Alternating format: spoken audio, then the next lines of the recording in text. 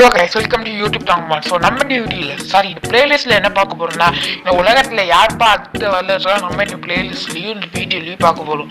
So அதில் இங்கே இந்த வீடியோவில் நம்ம காம்படிட்டர்ஸ் யாரெல்லாம் இந்த மாதிரி வல்லரசாக வாய்ப்பு இருக்கிறது 2021க்கு இப்போ நம்ம இப்போ சொல்ல போகிறோம். ஸோ 2021 இப்போ சொல்லுது 2021 100% நடக்கும்னு யாராலையும் டிட்டர்மைன் பண்ணவே முடியாது.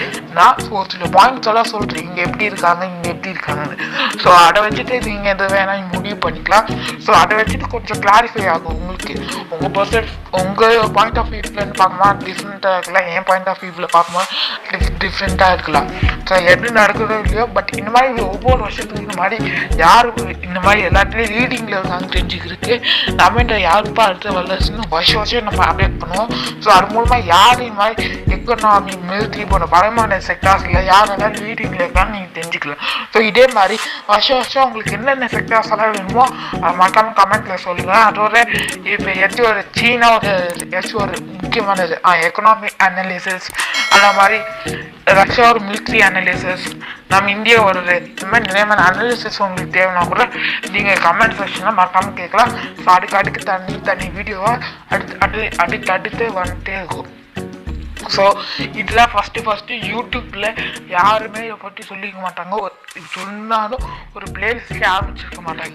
ஸோ இதான் நம்ம ஃபஸ்ட்டு ஆரம்பிக்கணும். அதனால் இது கொஞ்சம் ஃப்ரெண்ட்ஸ் அண்ட் ஃபேமிலியோட ஒரு 10 பேருக்கு ஷேர் பண்ணிங்கன்னா நான் அவங்களே தெரிஞ்சுப்பாங்க எப்படியெல்லாம் நம்ம உலகம் போயிட்டு இருக்குன்னு. ஓகே, இப்போ யாரெல்லாம் காம்படிஷன் பார்ப்போம்.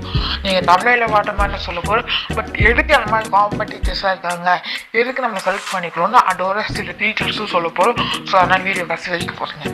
ஓகே, ஃபஸ்ட்டு அமெரிக்கா இருக்குது இப்போ சொல்லிட்டோம்னா, ஏன்னா அமெரிக்காவே ஒரு இந்த மாதிரி வல்லரசா கூட இருக்க வாய்ப்பு இருக்குது.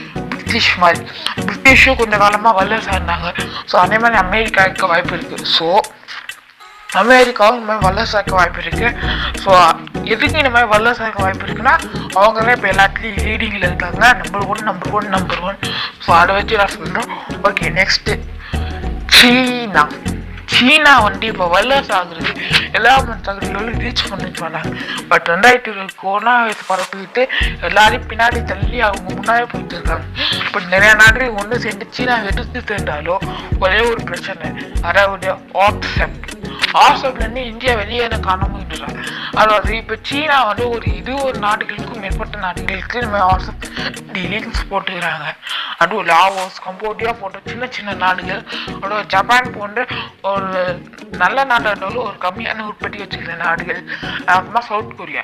சீனா ட்ரேட் டெபிசிட்னு ஒன்று எல்லா நாடுகளையும் ரொம்ப மெயின்டைன் பண்ணிட்டு வராங்க, அதிகமாக அவங்களுக்கு கம்மியாக. ஓகே, ஸோ இந்த மாதிரி எல்லாருக்குள்ளேயும் மெயின்டைன் பண்ணிட்டு வரணும். ஒரு சவுத் கொரியா தவிர மீது எல்லா நாடுகளுக்கும் இந்த மாதிரி சீனா ட்ரேட் டெபிசிட் அவங்களுக்கு ஒரு மைனஸை தர நிறைய வாய்ப்புகள் இருக்குது. ஏன்னா இங்கே இருக்கிற எல்லா நாடுகளும் கம்மியான உற்பத்தி பண்ணும்.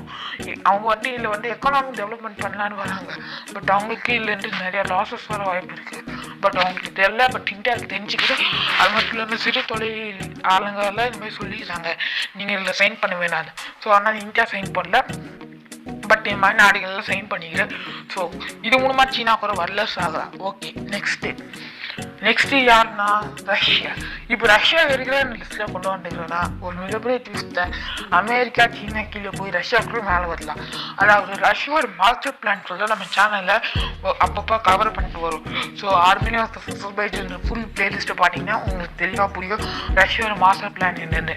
ஆர்மேனியா அசர்பைஜானில் ஒரு 10 ரீலில் போட்டிருப்போம், அதை பற்றி மாஸ்டர் பிளான்.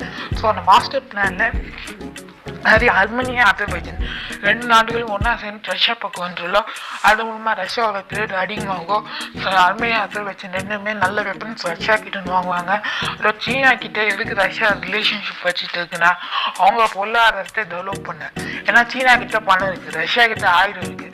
சீனா பணம் கூட்டு ஆயுதத்தை வாங்கிடும், அது மூலமாக ரஷ்யாவுக்கு பணம் கிடைக்கும். ஸோ இதுதான் ரஷ்யாவோட பிளான்.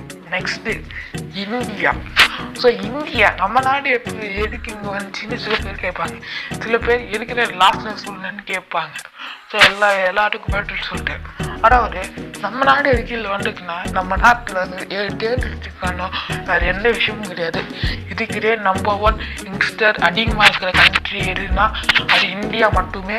இந்தியாவும் இன்னும் சில விஷயத்து இருக்கோ அதோட பாப்புலேஷனும் நமக்கு சீக்கிரமாக இந்த மாதிரி சீனாவை ரீச் பண்ணால் நிறையா 2025 ரீச் பண்ணிடுவோம்னு சொல்கிறாங்க.